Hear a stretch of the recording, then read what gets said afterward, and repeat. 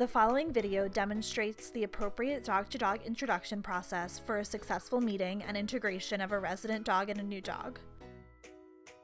Single file walk followed by a parallel walk. This portion of the video shows the first few steps you should take to conduct a safe introduction between two dogs. Step 1. Choose a neutral location. You'll want to introduce the dogs in a neutral location so that the resident dog is less likely to view the newcomer as an intruder and neither dog feels territorial. Outside is best whenever possible. Each dog should be handled by a separate person. With both dogs on a leash, take them to a neutral space such as a park where you can go for a relaxed walk together. Don't forget that your leash should only be about 6 feet or less. This gives the dog room to explore and yet remain within your control. Step 2. Walk one in front of the other. The introduction should start with both pups walking in the same direction, one in front of the other. Start to slowly close the gap between dogs. This can be over a short or a longer period of time depending on the dog's body language and their perceived comfort level. Once the gap has mostly closed, continue walking forward while the rear dog follows the dog in front. Remember to model loose body language for the dogs with a loose leash and relaxed arm. If either dog seems over-interested, increase the distance and start over. Now you can switch positions and go through the same process, but with the dog who was originally leading behind the other.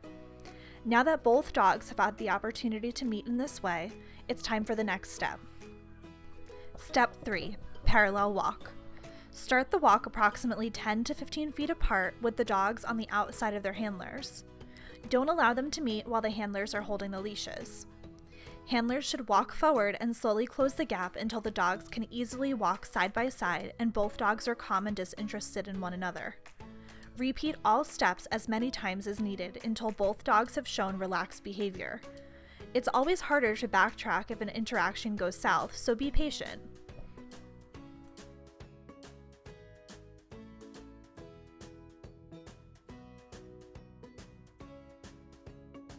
Moving the introduction to the yard. The slower you take introductions, the greater the chance for a successful integration. For that reason, take your time and remember that some introductions need more than one walk before meeting at home or off-leash. You may need to repeat the introductory walk several times or keep the dogs separate for some time first. When the dogs seem to be tolerating one another without hostile responses and have moved on from investigating each other, you can take them to a fully fenced backyard. Start off by bringing both dogs into the yard. When they stop paying attention to each other and are sniffing around, you can drop the leashes, keeping them attached and dragging so that you can easily pick them up or step on them if things don't go as planned.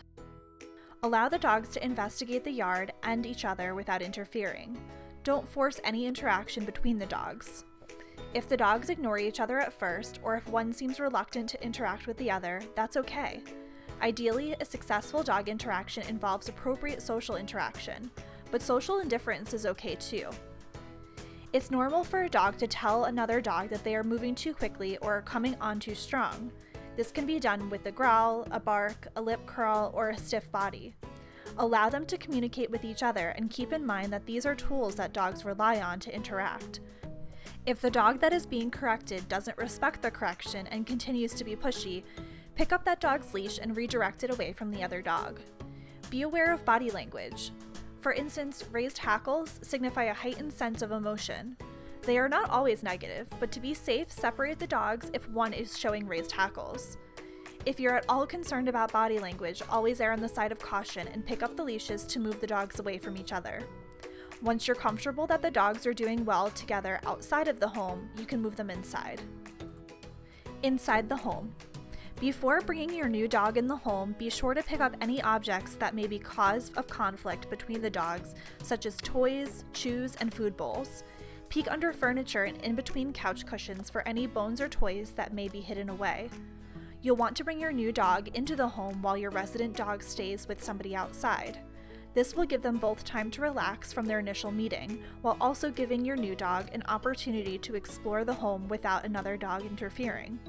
Let them take their time exploring and sniffing around the new surroundings, as this helps them get used to the resident dog's scent in the home.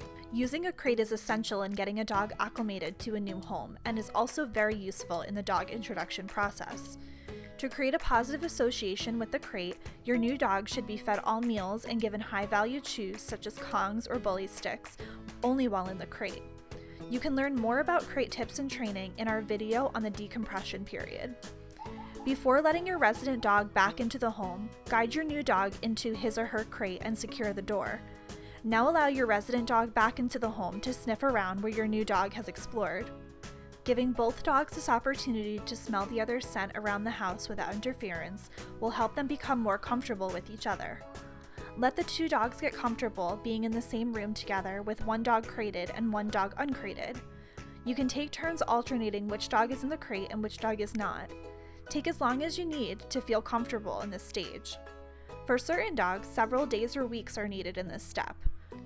Rushing to the next step can cause regression. When both dogs are calm, you can take your new dog out of the crate and allow the two dogs to be in the same room together on leash. This should be done in a larger, open room and never in a narrow hallway or entryway. When both dogs appear to be calm and not focused on each other, drop the leashes and allow both dogs to further investigate the room and each other. Again, both leashes should be left on and at least two people should be present for this introduction, so that the ends of both leashes can be picked up and the two dogs can be guided away from each other if they need to be separated. All dogs are different, and while some dogs take to each other right away, others will need more time to become comfortable, and that's completely normal. Patience is key. If your dogs are very different in age or energy level, be sure to give the older or less energetic one his own private space where he can enjoy rest and downtime, especially when first adjusting to this change. Until you're confident that the dogs are getting along, don't leave them loose together while unsupervised, not even to go to the next room. For the next few weeks, your dog should be crated anytime he or she is unsupervised, even if your resident dog is allowed to roam free. If the resident dog uses a crate, make sure both crates are far enough away from each other so that they don't agitate one another while you're out of the house. However, if the dogs are getting along well, placing the crates in the same room where they can see each other could provide comfort to the new dog when alone. When it comes to feeding time, it's important to feed the two dogs in completely separate areas, at least for the first few weeks, even if they seem to be getting along well.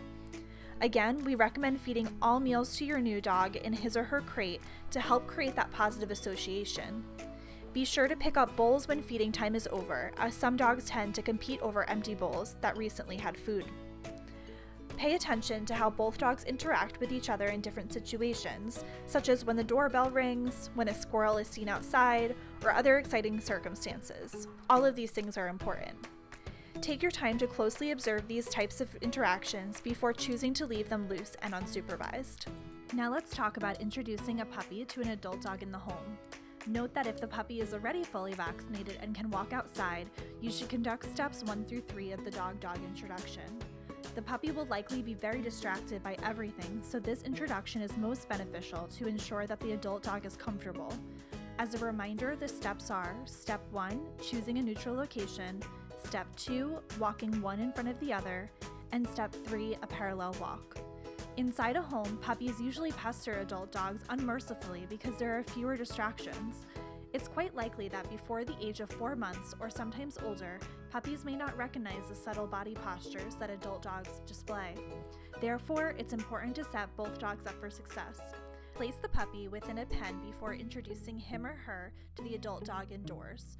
Allow the adult dog and puppy to see each other and sniff each other through the pen. Carefully observe body language until both dogs appear calm. For some dogs, this can take days or even weeks, so it's important to be patient and pay attention to body language that may indicate stress. Don't allow the puppy to meet the adult dog under these circumstances, and don't leave a puppy alone with an adult dog. Once they meet, a well-socialized adult dog with a good temperament may set boundaries with puppies with a minor growl or snarl. In this situation, the puppy is not hurt, although the puppy may yelp out of surprise. This communication is healthy and should be allowed. Adult dogs that aren't well socialized or that have a history of fighting with other dogs may display behaviors that could harm the puppy. Remember, raised hackles is an involuntary response to excitement, arousal, fear, anxiety, or any other number of emotions. Hackles alone are an indicator of discomfort, so keep an eye out for other concerning body postures coupled with hackles before intervening. If you're at all concerned about the body language being displayed, always err on the side of caution and separate the dogs. Crating the puppy when alone will keep everyone safe and will also encourage house training. Just be sure to never crate the adult dog and the puppy together. Be sure to give the adult dog some quiet time away from the puppy and perhaps some individual attention to ensure that the adult dog is allowed decompression time. This video is just intended to be a guide, and we always recommend consulting with a professional trainer if questions or concerns arise or you feel that a situation may be unsafe.